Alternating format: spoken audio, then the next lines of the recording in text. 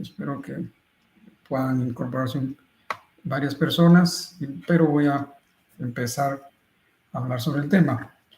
La hiperplasia prostática es una patología bastante frecuente en hombres después de los 40, 50 años. Realmente es una patología en primates y de mamíferos, se da sobre todo en perros y en simios y en los seres humanos. Y generalmente se empieza a presentar esta enfermedad después de los 40 o 50 años. Hay personas que a los 40 no han tenido ningún crecimiento prostático, pero hay otras que prácticamente se obstruyen en ese decenio. O sea, no es ya raro encontrar inicio de síntomas desde los 40 años, pero generalmente empiezan a presentar algunas patologías por la obstrucción que genera la salida de orina a partir de los 50 años. Aquí es cuando se empieza a presentar la mayor cantidad de síntomas ocasionados por esta enfermedad.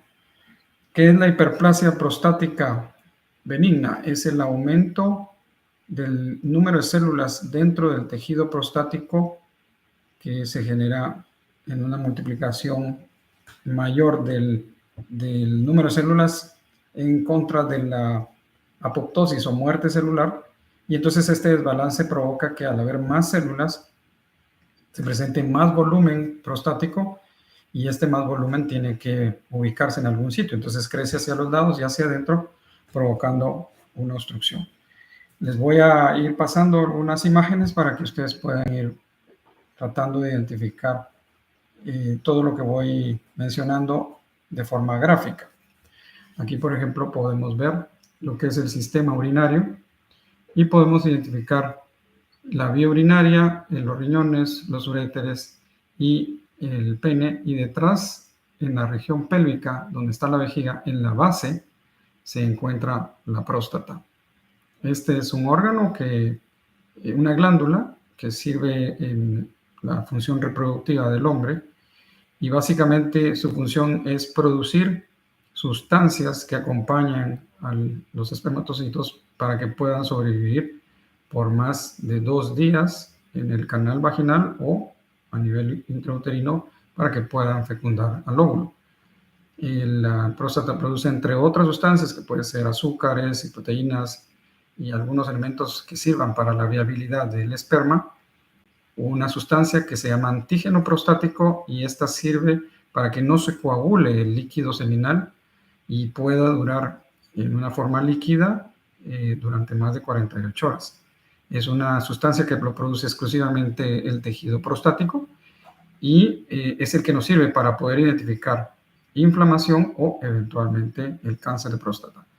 Entonces, como les mencionaba, después de cierta edad se produce una serie de factores internos dentro del organismo, sobre todo a nivel muy cercano al tejido prostático, donde lo vimos, que inician o promueven el crecimiento de las glándulas.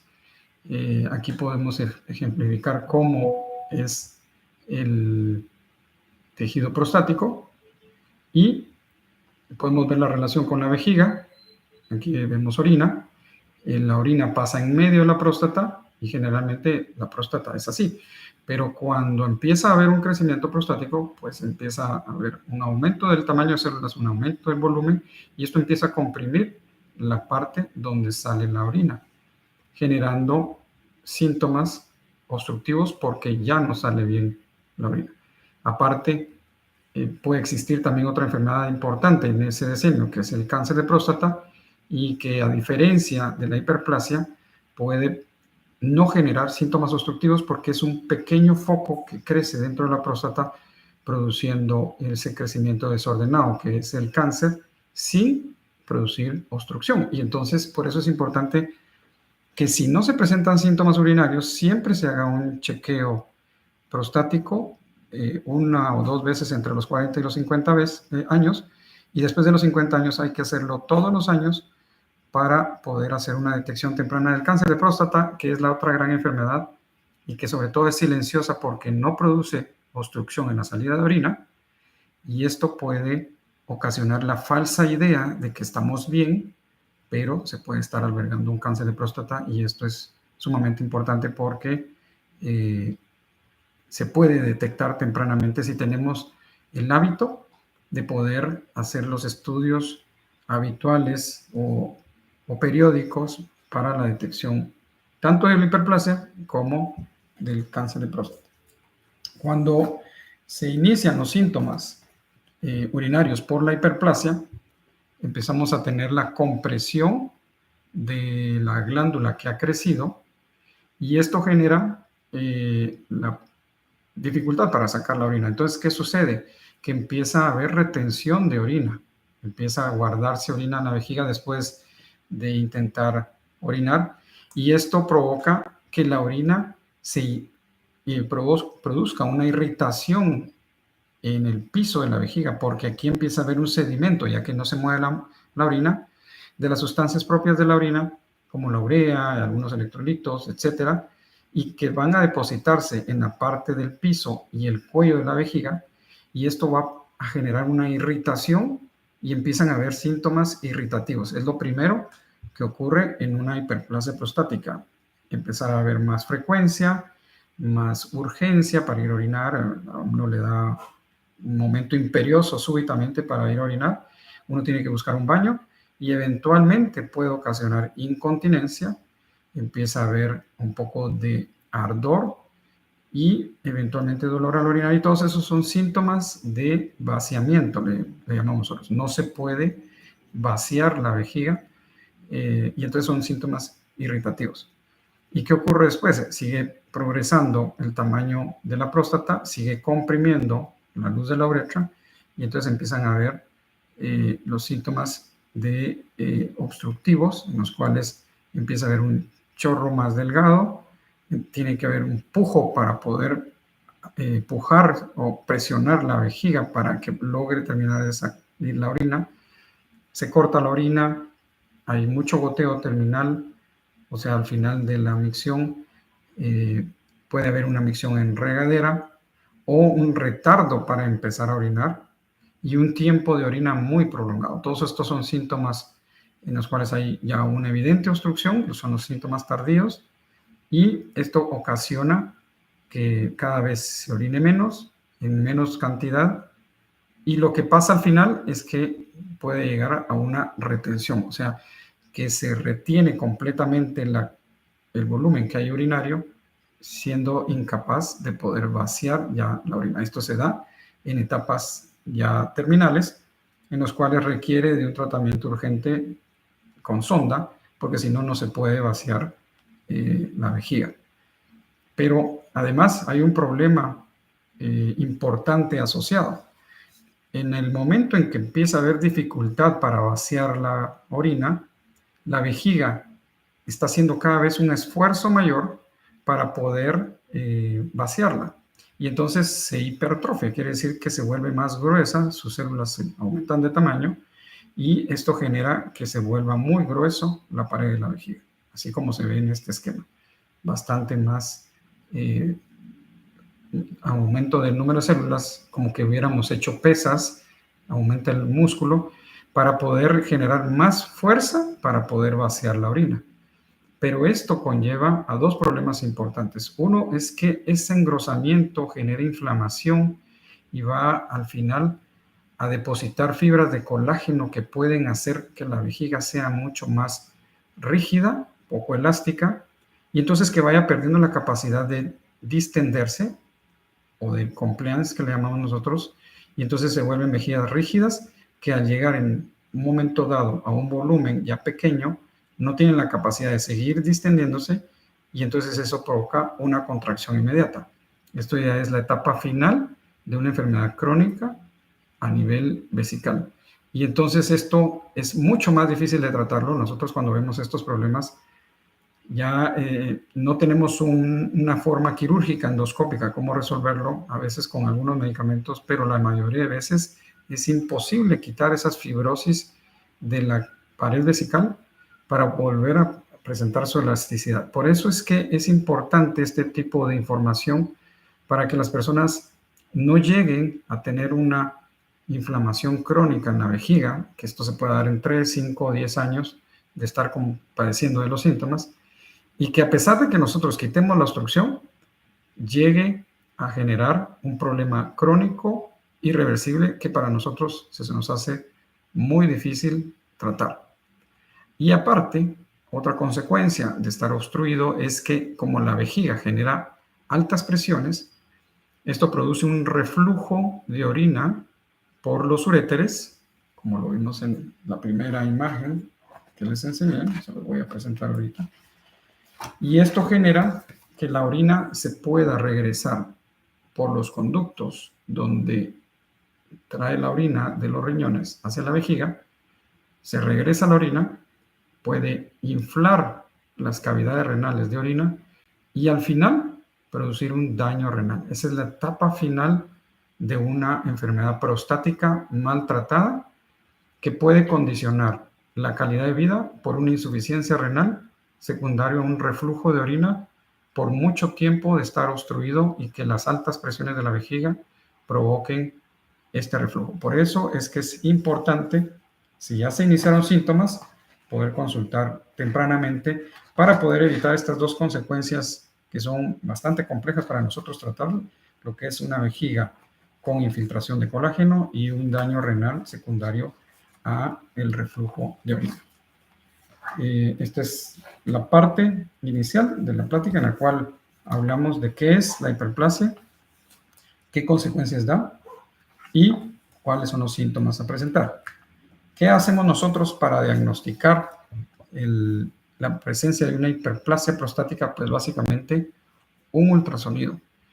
Con el ultrasonido podemos ver un crecimiento prostático dentro de la vejiga, en este caso que tiene esta imagen como de corazón, y podemos sobre todo saber qué tanta orina está teniendo de residuo el paciente, porque esto nos da la idea de poder determinar el grado de severidad de obstrucción que puede tener este crecimiento prostático. Aparte, siempre pedimos un estudio de antígeno prostático, que es el marcador de inflamación o de cáncer de la próstata, porque esto nos da una idea de la condición que está la próstata y sobre todo si se presenta un cáncer de próstata asociado. Pueden estar las dos enfermedades presentes en la próstata, tanto la hiperplasia como el cáncer de próstata. Y por último, en algunos pacientes, no necesariamente en todos, hacemos un tacto rectal. Y esto es porque el tacto nos sirve para determinar el tamaño de la próstata, sobre todo en la parte posterior. Nosotros logramos palpar la parte posterior de la próstata, pero además, y donde es más importante, saber si puede haber un cáncer de próstata asociado. Como pueden estar las dos enfermedades juntas, tenemos siempre que descartar el cáncer, y sobre todo porque el cáncer se produce en la zona periférica, aquí atrás de la próstata, en más del 70% de los casos. Por eso es que un tacto rectal que dura 30 segundos puede diagnosticar tempranamente también esta fatal enfermedad. Bueno, ya sabiendo qué es la hiperplasia y en qué edad se presenta, vamos a hablar sobre el tratamiento. Bueno, es importante mencionar que esta es una enfermedad progresiva y se presenta más o menos en un 20 o 30% en algún grado en hombres arriba de 50 años, pero llega a ser tan frecuente que puede superar el 80% en hombres entre 80 y 90 años. O sea que es una enfermedad que poco a poco va aumentando conforme se va avanzando en la edad y entonces puede ser bastante frecuente después de los 70, 80 años. Y bueno, pasamos a la parte del tratamiento. Entonces, ¿qué es lo que pasa? Hay una compresión del tejido que ha crecido en la uretra, que es el tubo por donde sale la orina, y entonces esto genera la obstrucción y retención de orina. La uretra pasa justo en medio de la próstata, es como que viéramos mi mano, y en medio, justo en el centro de la glándula, es donde sale la orina, y cada vez que se va haciendo más estrecho, pues hay más dificultad en evacuar la orina. Inicialmente, cuando los síntomas son muy leves, se puede hacer cambios de hábito, por ejemplo, no tomar agua después de las 5 o 6 de la tarde, no tomar el agua tan rápido porque hace que uno se llene la vejiga en una velocidad muy rápida y esto genera una contracción más rápida, provocando estos síntomas de frecuencia y urgencia. Se puede tomar el agua de forma gradual y evitar irritantes como las cafeínas, el café, los picantes, el chile, la pimienta, algunas sustancias de bebidas como puede ser la Coca-Cola, el té negro, la cerveza, el vino, que son bastante irritantes, y con esto contrarrestar un poco los síntomas irritativos sin necesidad de llegar a un medicamento. Sin embargo, hay momentos en los cuales el cambio de hábitos no es tan efectivo, siguen aumentando los síntomas irritativos de llenado. Hubo una confusión cuando les dije inicialmente cuáles eran los síntomas. Son los síntomas de llenado, o sea, los síntomas irritativos, y posteriormente están los síntomas de vaciado, o sea, los obstructivos. En la parte inicial podemos hacer cambio de hábito con los cambios de ingesta, evitar irritantes como primera medida. Si esto no funciona y siguen avanzando los síntomas, entonces podemos ver inicialmente terapias que no son medicinas en sí, sino que es terapias alternativas, como pueden ser alguna fitoterapia o medicamentos naturales que desinflaman la próstata, si son síntomas muy leves. Y si se va avanzando en los síntomas, entonces ya se puede pensar en un medicamento que relaje esto que está aquí en la orilla de la próstata, que es un músculo liso, que sirve para contraerse a la hora de que se eyacula. Para eso sirve el músculo que tenemos alrededor de la próstata. Cuando uno eyacula, contrae este músculo, contrae el músculo del cuello de la vejiga, y entonces el semen tiene una salida hacia el pene. Pues este músculo, cada vez que va aumentando el tamaño de la próstata, por su reacción natural, tiende a contraerse. Y esto genera que haya más obstrucción. Entonces, la primera parte del tratamiento, intentamos hacer un tratamiento médico relajando este músculo que envuelve la próstata. Y esto lo logramos con estos medicamentos que son los alfa bloqueadores y que hay que darlos generalmente para el resto de la vida, porque esto ya no va a quitar el tamaño prostático, sino que solo va a relajar el músculo, y entonces cada día que se toma, durante 24 horas o hasta 36 horas, relaja el músculo, liberando la presión sobre la uretra, haciendo que se abra el espacio y entonces mejorando el vaciado de la vejiga. Esto puede durar toda la vida, como les mencionaba, pero si la próstata sigue creciendo, pues entonces eventualmente habrá que pensar en otra terapia. Algunas personas me han preguntado si existe una forma de detener el crecimiento o reducir el tamaño de la próstata. Y sí, hay un medicamento que en un 20-30% de los pacientes puede detener el crecimiento, y de esos que detuvo el crecimiento, el 25% podría reducirles un poco el volumen prostático, pero tiene el inconveniente que tiene un efecto antiandrogénico y esto puede tener afectación en el deseo sexual o en las erecciones. Entonces, para mucha gente no es muy popular porque sí les afecta en este aspecto y entonces lo tienen que suspender porque también les afecta la calidad de vida. Entonces, básicamente el que más nos funciona para desobstruir la próstata es los alfa bloqueadores o la terapia médica farmacológica para que pueda vaciarse bien. Sin embargo, en la mayoría de pacientes, más del 60-70% de pacientes, sigue creciendo la próstata y su tendencia es a crecer tanto que va a llegar a obstruir. Entonces hay un porcentaje que más o menos se ha calculado que es el 30% de los pacientes que llegan a tener hiperplasia prostática requieren de una cirugía. Y entonces vamos a hablar de lo que son ya las terapias quirúrgicas, que mucho de este live se hizo porque las personas preguntaban qué era la cirugía de próstata y cómo se realiza. Básicamente, la cirugía de próstata lo que trata es de eliminar ese tejido interno para poder ampliar el diámetro de la uretra y que podamos tener un flujo mucho mayor para que no haya esa resistencia en la salida de orina. La cirugía de próstata empezó como cirugía abierta desde hace más de 100, 110 años, en las cuales los cirujanos abrían la vejiga, posteriormente llegaban al cuello de la próstata y metían o meten el dedo, porque se sigue haciendo, se mete el dedo y prácticamente se quita todo el tejido que ha crecido, el tejido interno, porque aquí la próstata la podemos dividir en dos: el tejido interno, que es el tejido donde se da la hiperplasia, y el tejido externo, que va justo en la línea donde está el músculo liso, que es la zona periférica, y que es donde se producen más del 70% de los cánceres de próstata.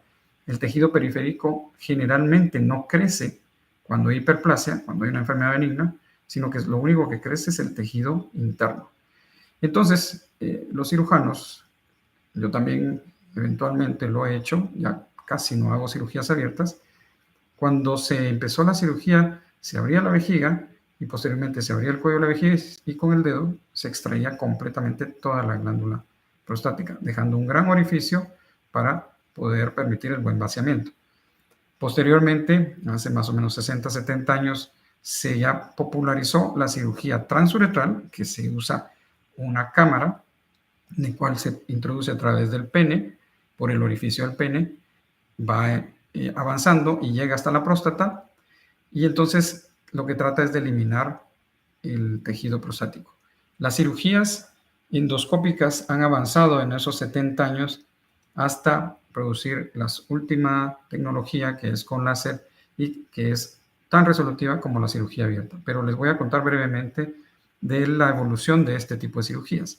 La primera cirugía que se popularizó y actualmente en algunos sitios sigue siendo el gold estándar es la resección transuretral del tejido que ha crecido. ¿Y cómo se logra esto? Metiendo una cámara por la uretra, y a través de la uretra va haciendo pequeños cortes desde el cuello hasta la uretra distal, y esto va generando pequeños como pedazos de tejido. Imagínense un filete de pescado que ha sido cortado al momento de introducir esa cámara, se van dejando en la vejiga, y posteriormente, después de haber hecho el corte de adentro hacia afuera de todo el tejido, se evacúan esos fragmentos por medio de una bomba utilizando la misma instrumento que se mantiene en el pene, y al terminar de vaciar se deja una sonda, y esta sonda generalmente se puede dejar durante 3, 4, 5 días para la adecuada hemostasia del tejido que ha sangrado, que termine de fijarse esos coágulos y esas costras para que ya no siga sangrando, y posteriormente se quita la sonda. Esa es la cirugía, que es la resección transuretral de próstata, que se divide en dos: en la monopolar y en la bipolar.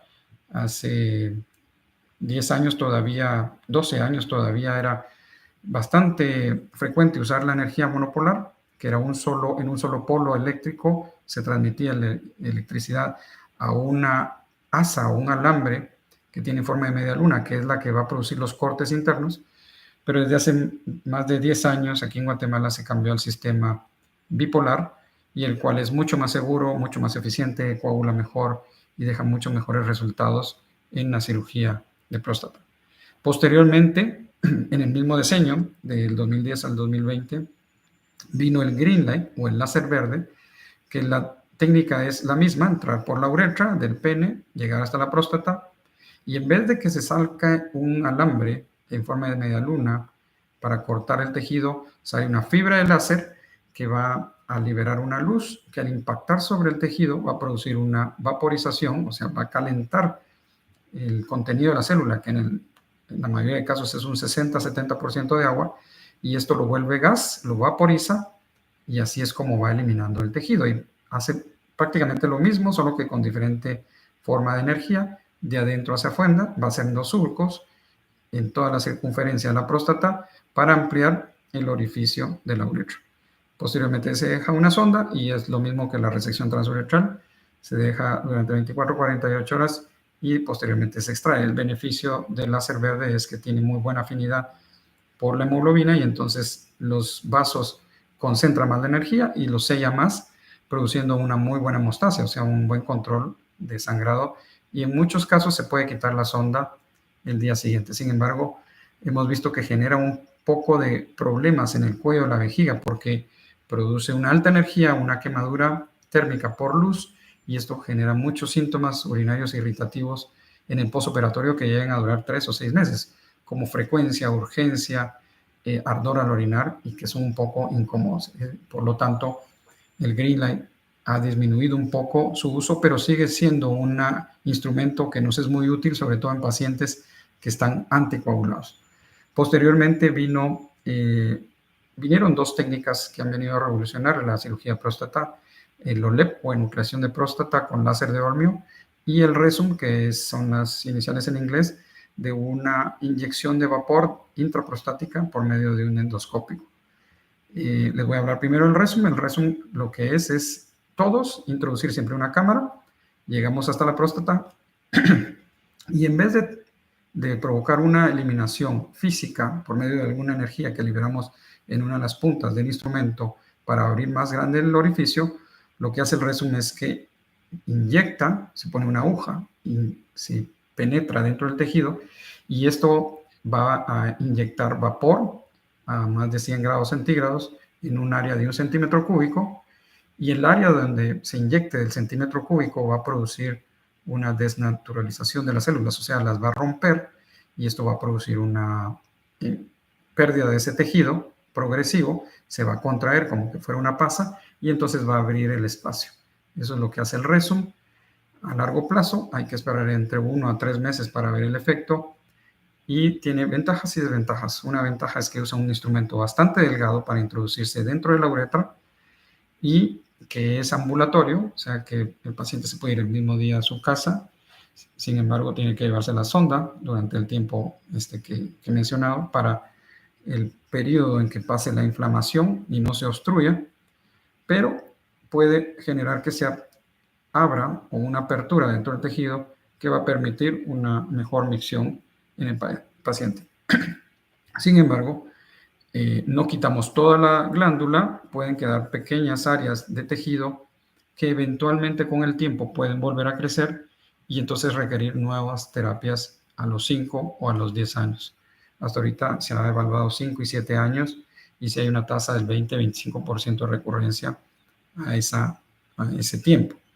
Y por último está la enucleación con láser de Olmio, que es el OLEP, y lo que hace es que en vez de quitar tejido de adentro hacia afuera, nos colocamos en este punto, que es el inicio de la próstata, y con una luz láser vamos haciendo la separación de la cápsula, o sea, la zona periférica, de la zona central que ha provocado estas pelotas, para poder quitar completamente, por ambos lados, el tejido que ha crecido.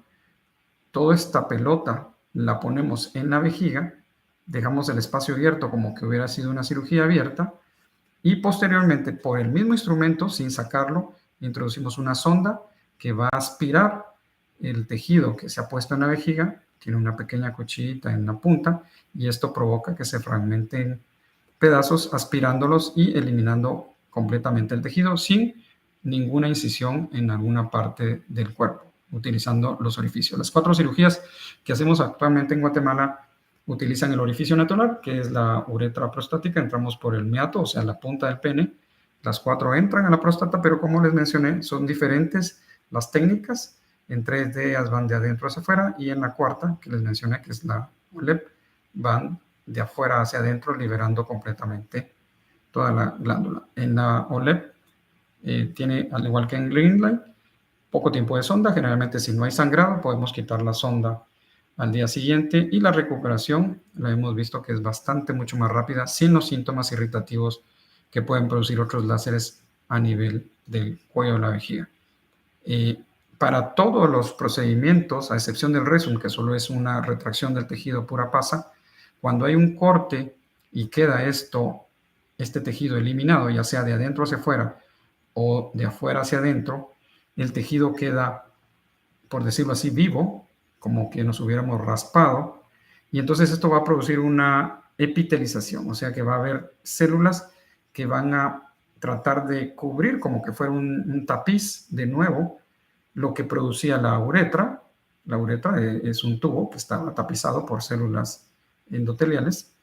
Cuando hacemos el corte va a quedar esto vivo, todos estos bordes, inclusive los bordes de la vejiga, y entonces el cuerpo lo que tiene que hacer es volver a tapizar con nuevas células este tejido. Esto le tarda al cuerpo generalmente de 4, 6, 8 semanas. O sea, es un proceso lento y dependerá del tamaño de la próstata. Mientras más grande fue lo que se quitó, más tiempo le va a costar al cuerpo recuperarse. Y esto es importante porque todas estas técnicas, incluyendo la resección transuretral, que es un corte con energía eléctrica, a los 7, 10 días los pacientes se sienten bastante bien, bastante libres de movilización, y muchos pacientes me han dicho que les gustaría empezar a trabajar o a tener sus actividades comunes a los 7, 10 días. El problema es que realmente sí no hay mucha sensibilidad. Con las últimas técnicas que les mencioné, el dolor es casi nulo, casi no se siente. Sí se sienten síntomas irritativos, un poquito de ardor o frecuencia al orinar por el corte que se hace el cuello, pero en sí el tejido que se ha cortado o se ha eliminado en la parte central de la próstata no se siente porque aquí no tenemos terminaciones nerviosas.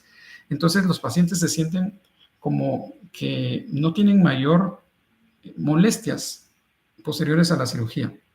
Sin embargo, el proceso de cicatrización es un proceso lento que requiere tiempo. Y entonces yo sí les pido a los pacientes que durante 2, 3 semanas estén como en un reposo relativo, como que estuvieran de vacaciones, en los cuales estén relajados porque el estrés me genera mucha presión en el piso pélvico y puede haber contracción y eso puede generar sangrado, o que estén en actividades constantes y tengan que estar sentados más de 30, 45 minutos y eso por presión genera inflamación también en el sitio que se ha cortado, o que tengan ingesta de alimentos irritantes como puede ser café, chile, pimienta, etcétera, no tomar suficiente agua y que eso genere irritación en el tejido que se está formando, como en una piel de bebé o en una piel de alguien que se ha raspado y que está nueva y rosada y que está recién creada y que es muy susceptible a que se rompa,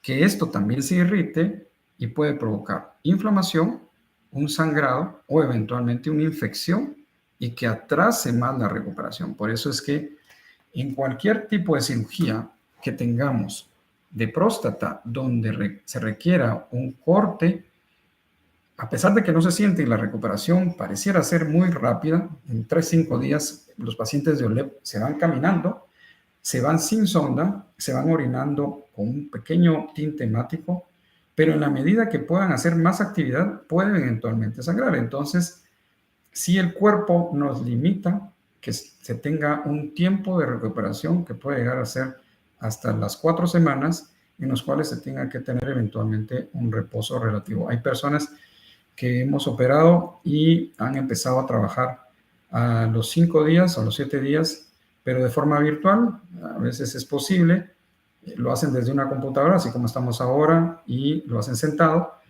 Yo se los he permitido siempre y cuando tengan dos condiciones. Uno es que se sientan sobre una dona o un asiento bastante cómodo para que no genere presión el asiento sobre la próstata, y lo otro es que se estén movilizando cada 30 a 45 minutos para que no estén sentados durante más de ese tiempo, para que la presión del sillón, a pesar de tener una dona, no sea tanto que vaya a generar una inflamación y un sangrado. O sea, en las preguntas que me han hecho anteriormente, si se puede iniciar trabajo a los 5 o 7 días, eventualmente sí, pero siempre y cuando sea un trabajo de no mucha actividad, estar sentado, por ejemplo, en actividades de computadora que no requieran ni estás en un tráfico sentado en el carro durante más de una hora, 45 minutos, una hora, o que se tenga que hacer mucha actividad física o que genere mucho estrés y esto genere contracción del piso pélvico y que eventualmente puede provocar las inflamaciones en este tejido recién eliminado. Esto es en resumen, es un resumen que yo generalmente les comento a los pacientes aquí en la clínica para que se informen y puedan tener más elementos de juicio, de conocer su enfermedad, saber qué opciones hay y saber, cuando se tienen las opciones quirúrgicas, cómo puede evolucionar la recuperación para la total incorporación satisfactoria de sus actividades, que generalmente se dan entre 2 y 3 meses. Actividades sexuales, actividades deportivas, actividades de trabajo completo en sus horarios rutinarios completos. Generalmente yo les comento a los pacientes que se integran de lleno entre 8 a 12 semanas por lo regular. Esto es en resumen lo que tenía. Vi varias preguntas en el Messenger de Facebook, en la página del Dr. Hugo Arriaga, cirugía de próstata y OLEP, que preguntaban sobre cómo era el tipo de cirugía, específicamente sobre OLEP. He tratado de hacer un resumen. Y por último, mencionarles que este tipo de cirugía es lo que se está catalogando a nivel mundial como el gold estándar, porque al eliminar completamente todo ese tejido que vimos, que es el que crece y produce la presión, estamos eliminando la zona central de la próstata. La próstata está dividida como que fuera una mandarina, con una cáscara gruesa y los gajos que inicialmente empiezan a crecer y empiezan a producir una compresión de la parte periférica, o sea, de la cáscara hacia afuera, pero también de la uretra, porque no solo crece hacia afuera, sino que también crece hacia adentro, produciendo compresión en la cápsula y compresión de la uretra. Entonces la cápsula se va haciendo mucho más delgada, como la cáscara de la mandarina, y los gajos empiezan a ser mucho más grandes. Entonces, ¿qué hacemos en el OLEP? Quitamos completamente todos los gajos y dejamos puramente la cáscara. Me han preguntado que por qué se deja la cáscara, que es el sitio donde puede haber cáncer de próstata, y no se quita ese riesgo, porque desgraciadamente la cáscara es el sostén de la próstata y sin cáscara no habría próstata, y la próstata es el puente entre la vejiga y la uretra. Entonces, no habría por dónde tendría que pasar la orina. Esto lo hacemos en cirugía de cáncer de próstata, donde necesitamos quitar esa zona periférica, esa cáscara, para poder curar al paciente. Y entonces lo que hacemos es que unimos el cuello de la vejiga con la uretra y hacemos una sutura, o sea, ponemos puntos de un hilo para hacer la nueva unión entre las dos estructuras, eliminando completamente la próstata. En ese caso sí podemos quitar la próstata, pero en cirugías benignas por hiperplasia, solo aumentamos el diámetro del espacio donde está la próstata para que la orina pueda salir libremente. Y al hacer esto en el OLEP, eliminamos el tejido que tiende a crecer, la zona central de la próstata, eliminando la posibilidad de una recurrencia en el futuro. La tasa de recurrencia de la hiperplasia después de una cirugía de OLEP es tan baja, si la cirugía se hace bien hecha, como menor del 1% a 10 años. Es la mejor tasa que se tiene en recurrencia de este tipo de enfermedades a 10 años. Las demás procedimientos tienen un poco más altas las tasas de recurrencia, pero pues se valoran los casos. Nosotros en la clínica aquí de urología integral realmente evaluamos al paciente, sus síntomas, el grado de obstrucción que pueda tener la próstata, y en base a eso le sugerimos cuál de las 4 opciones es más conveniente para la resolución de los síntomas. Abogamos más cuando las próstatas son mayores de 60 a 70 gramos hacer un OLEP, porque la enucleación resuelve el problema. Pero cuando las próstatas son un poco más pequeñas, podemos evaluar cualquiera de las otras opciones y entonces ya vemos efectos secundarios, qué complicaciones podrían haber, costos, y a veces cuando son menos de 40 años recomendamos técnicas que son menos invasivas y que no requieren tanto retiro de tejido como puede ser un Rezum o puede ser un Greenlight. Entonces, básicamente, la cirugía va a ir específica para cada problema de cada paciente en particular. No tenemos una indicación general de hacer OLEP o una indicación general de hacer Rezum, porque cada paciente necesitará una terapia, así que como se dice a la carta. Nosotros tratamos de orientar a los pacientes para qué es lo que más les va a dar un beneficio en su salud y solucionar estos síntomas tan incómodos y tan riesgosos que pueden ser a futuro si se dejan, como lo vimos al inicio de la plática, de las complicaciones que pueden estar en vejiga y en el sistema urinario, específicamente en riñones, donde podemos tener un problema más a futuro. Aquí está en resumen la parte de lo que es el diagnóstico y el tratamiento de la hiperplasia prostática. Estoy abierto a comentarios. podemos dejar ya un pequeño segmento al final de las complicaciones que pudieran haber en las cirugías, de las 4 que he mencionado, pero quisiera saber si en este momento tienen alguna duda de los que me han escrito en el Messenger, algo que se les quisiera ampliar sobre las técnicas quirúrgicas. La pregunta más frecuente era cómo era la cirugía. He tratado de dar un pequeño resumen de esto y también los tratamientos médicos. Así que estoy abierto a algún comentario o alguna duda o pregunta específica que quieran hacer. Estoy abierto. Daré unos minutos. Pueden hacer sus preguntas por medio del chat aquí del YouTube Live. Hay un segmento donde dice que uno puede escribir. Pueden hacer sus preguntas y yo con mucho gusto se las contesto.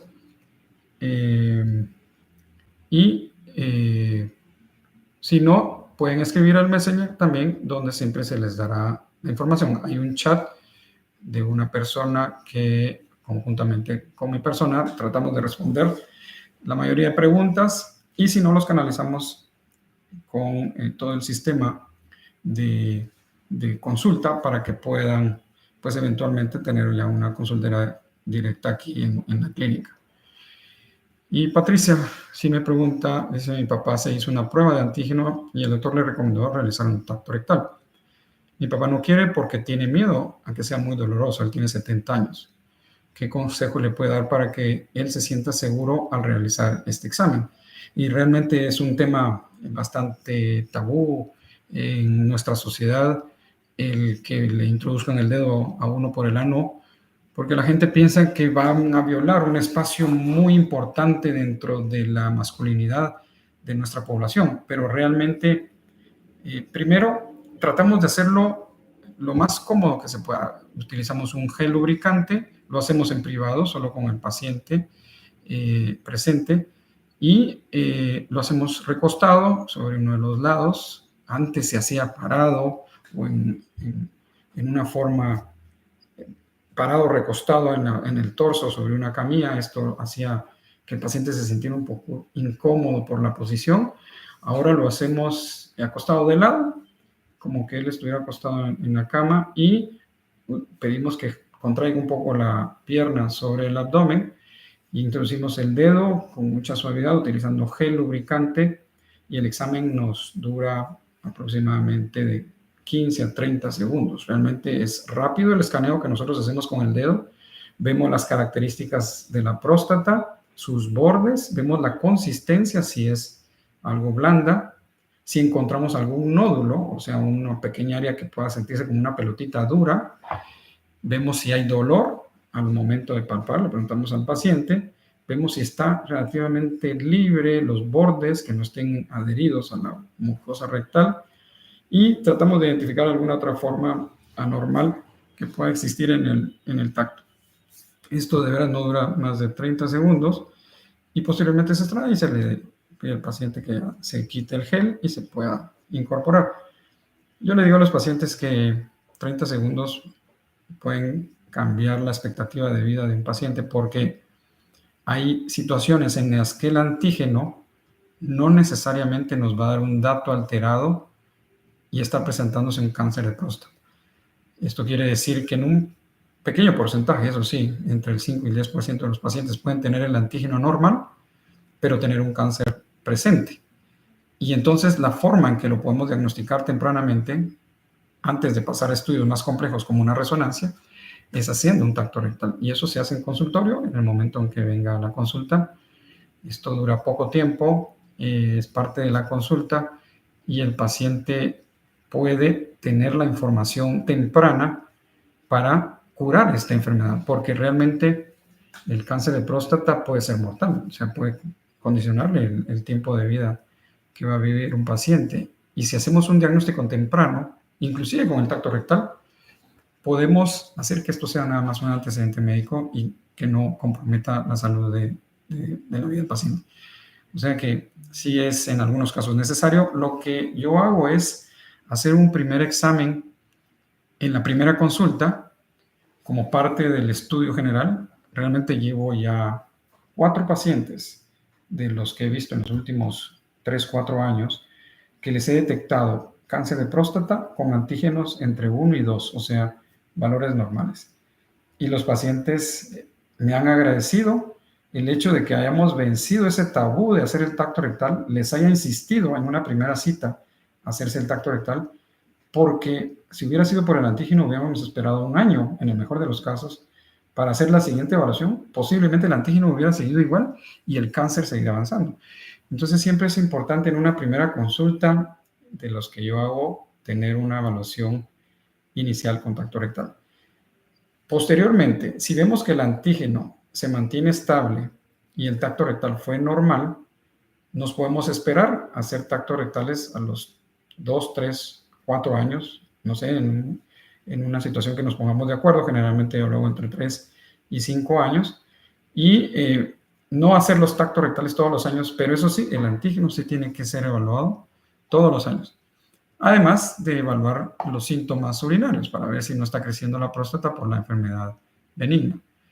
Y entonces así nos quitamos un poco esa incomodidad de este examen que sigue estando presente en el armamentario nuestro para hacer el diagnóstico, pero ya nos podemos dar un poquito más de libertad en la frecuencia. Lisette pregunta, mi esposo tiene 40 años y no tiene antecedentes familiares de cáncer. ¿Es importante que se haga algún examen de próstata? ¿Es posible realizar únicamente el antígeno y qué recomienda? Entre los 40 y los 50 años es una etapa en que el cáncer de próstata realmente es muy poco frecuente.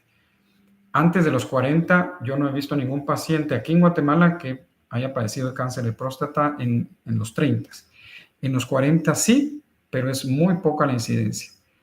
Y entonces en Guatemala, la Asociación Guatemalteca de Urología, a la cual yo pertenezco, tratamos de llevar los lineamientos de la Asociación Americana de Urología, la cual dice que entre los 40 y los 50 se puede hacer entre 1 a 2 exámenes en el decenio.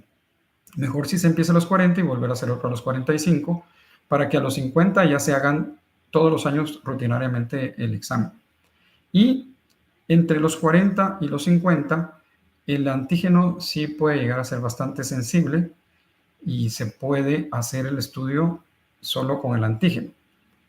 Mi política, eso sí es muy personal, es si puedo hacer un antígeno y un tacto en la primera evaluación, me puedo saltar los siguientes tactos llevando solo el antígeno. Pero hay médicos, como indica la Asociación Americana de Urología, de solo hacer el antígeno en ese decenio, y si es menor de 1, las probabilidades de albergar un cáncer en los siguientes 5 años es muy, muy baja, por abajo del 1%. Entonces, no se recomienda estar haciendo antígenos realmente en ese quinquenio. Si el antígeno viniera alto, pero no que sobrepase el valor de 2 o 2.5 según la edad, sí habrá que tener una frecuencia un poco más alta, puede ser cada 2 años o cada año inclusive, o si se tienen factores de riesgo, como preguntaron si podía tener antecedentes familiares en la línea paterna, el papá, el abuelo paterno, tíos paternos, si tuvieron cáncer de próstata, lo recomendable es que sí, de los 40 a los 50, se haga por lo menos cada 2 años o cada año en su preferencia. Y si tienen antecedentes en línea de raza negra, que ellos sí tienen mucho más riesgo y hay que hacerlos anualmente de los 40 a los 50. Espero haber podido responder en la pregunta del antígeno. Patricia también pregunta, muchas gracias por la información. Bueno, si tienen alguna otra duda, Patricia, con mucho gusto. En el Messenger podemos tratar de contestar un poco las preguntas o directamente aquí presentes. Siempre es importante dar la importancia a la próstata. Nosotros, los hombres, tenemos el problema que no le hemos tomado conciencia y la enfermedad hiperplásica es bastante frecuente, llega a ser 100% de incidencia si llegamos a vivir 100 años. O sea que como cada vez vivimos más tiempo, vamos a llegar a los 100 años, muchas personas, y seguro esas personas que lleguen a 100 años van a tener un grado de hiperplasia. No necesariamente van a estar obstruidos en algún grado, o mucho menos van a requerir cirugía, pero de incidencia de hiperplasia sí pueden tener el 100%. O sea que es una enfermedad bastante frecuente. Y el cáncer no es tan frecuente, pero sí llega a ser el cáncer número 1 en hombres después de 50 años. Entonces, sí es la enfermedad más frecuente encontrada en hombres. Entonces, por lo tanto, estas dos enfermedades van a alterarnos nuestra calidad de vida. Y lo que yo sugiero es que, así como mencionamos con lo del antígeno, se consulte entre los 40 y los 50 años una o dos veces en ese decenio, y a partir de los 50 años se hagan consultas periódicas anuales como el Papa Nicolau de las mujeres para que se pueda tener un seguimiento estrecho, continuo, y podamos detectar tanto hiperplasia prostática como cáncer de próstata temprano y evitemos las complicaciones que estas dos enfermedades nos llegan a generar en nuestra salud o en nuestra calidad de vida y sobre todo en nuestra sobrevida. O sea, si queremos llegar a vivir 100 años, pues tenemos que ponerle atención a la próstata porque en un buen porcentaje nos va a afectar a todos los hombres en nuestra salud. Nos faltan 5 minutos para completar la hora. No sé si hay alguna pregunta, algún otro comentario. En un próximo YouTube Live estaremos ampliando con videos. Esperamos poder colocar videos sobre ya las técnicas específicas que hablamos de las cirugías de próstata y las complicaciones que se pudieran dar. Si tienen algún otro comentario, pues aquí con mucho gusto. Gracias por estar en esta hora. Espero que esto se pueda hacer más frecuente. Creo que lo que necesitamos es poder educarnos, poder tener la mayor información. Un médico general puede hacer una evaluación prostática, de preferencia si pudiera ser un internista o, en el mejor de los casos, un urólogo, que es las personas que más vemos esta patología, pero desde un médico general puede hacer una evaluación inicial del antígeno.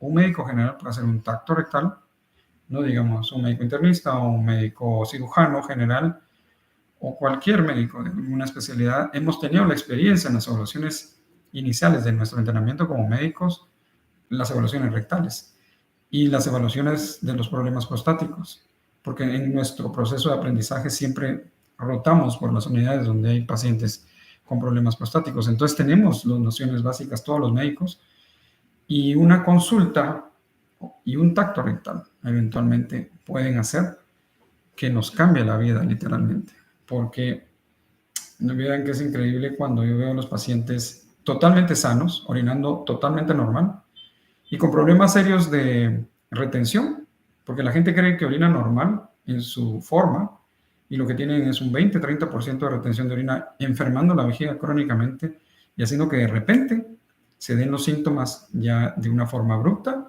con una enfermedad crónica, y esto es porque no se pudieron chequear y entonces la enfermedad se presentó súbitamente con síntomas que pueden llegar a ser bastante serios en la forma de la calidad de vida, pero sobre todo el que los pacientes se sientan bien, se sientan sanos y estar albergando un cáncer de próstata que realmente eso sí les puede acortar la vida y hacer que realmente se tenga una mala calidad de vida por las consecuencias que conlleva tener una de estas enfermedades. Así que el propósito principal de esto es poder ampliar toda esta información. En ocasiones yo no puedo contestar el Messenger en tiempo real o las vías de comunicación que tengo por las redes sociales, y entonces se me hace un poco tarde poder contestar a tiempo todas las consultas que puedan tener. Y entonces vi esta opción como una forma más práctica para poder tener la información necesaria sin necesidad que vengan a pagar una consulta y a resolver las dudas. A veces tengo pacientes que pagan para poder tener información. Y a veces a mí me da pena llegar a ese extremo porque no hay canales de comunicación que puedan tener opciones para poder informarse. Así que espero que esto haya sido de utilidad para las personas que me vieron o las que me van a ver, porque esto se va a grabar. Y como les repito, están las vías de comunicación abierta. Ahorita está el Messenger de Facebook, en el cual podemos tener este contacto. Y si se tiene un poco más de alguna información extra, pues con mucho gusto yo los puedo tener aquí en el consultorio. Fernando me pregunta, ¿existe algún alimento que irrite la próstata o algún alimento que lo desinflame? Sí, se ha visto que la comida rica en grasas pueden conllevar a una acumulación de grasa periprostático o en los tejidos circundantes. También dar todos los problemas de nutrición y metabólicos que pueden ser obesidad mórbida o aumento del peso corporal, índice de masa corporal. Y se ha visto que las personas que tienen índice de masa corporal por arriba del 25, mientras más índice de masa corporal se tiene, hay más probabilidades de tener hiperplasia prostática y a la vez cáncer. O sea que primero, la nutrición es importante porque en la medida que podemos tener una vida más sana, con grasas en su proporción adecuada, tratando de mantener el peso ideal, el índice de masa corporal, vamos a tener menos probabilidades de padecer de hiperplasia prostática y también de cáncer. Se ha visto que en pacientes que tienen índice de masa corporal tienen más incidencia también en cáncer. Ya tocando el tema específico de los irritantes, lo que yo he visto más irritante es el cigarro. El cigarro es tan irritante que puede producir cáncer de vejiga. En Europa y en Estados Unidos es el causante de cáncer número 1. Aquí en Guatemala no fumamos tanto, pero sí hay cáncer de vejiga y también tienen que ver otros factores que posiblemente son ambientales o por la exposición de algunas sustancias que están en el trabajo o en el hogar. Pero el irritante número 1 en la vía urinaria es el cigarro. Irrita desde el riñón hasta la punta del pene. Ese sí, en verdad es de los que yo más recomiendo que se dejen, se eliminen del hábito común. De ahí, dentro de los alimentos, dentro de lo que más irrita es el café, el chile, pimientas, todo tipo de condimentos en una forma continua y alta de uso. Eso quiere decir que no necesariamente tienen que evitarse el chile o el café para siempre, pero sí no el estar usando repetidamente todos los días y sobre todo en dosis altas. Por ejemplo, que se tomen 3, 4 tazas de café en el día de forma expresa o concentrada, porque esto sí llega a sedimentarse.